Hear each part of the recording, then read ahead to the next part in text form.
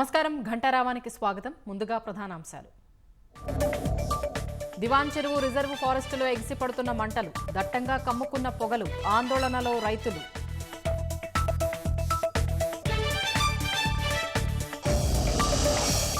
పట్టభద్రుల ఎమ్మెల్సీ ఎన్నికల్లో కూటమి అభ్యర్థిని గెలిపించండి. ఉమ్మడి గోదావరి జిల్లాల కార్యకర్తలకు గొట్టిపాటి రవి దిశానిర్దేశం.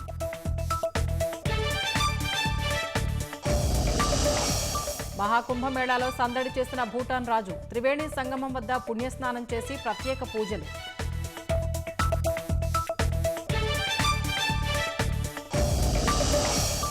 మదురైలో ఆందోళనకరంగా మందిర్ మసీదు వివాదం, పోలీసుల పహారాలోకి తిరుపరన్ కుండ్రం.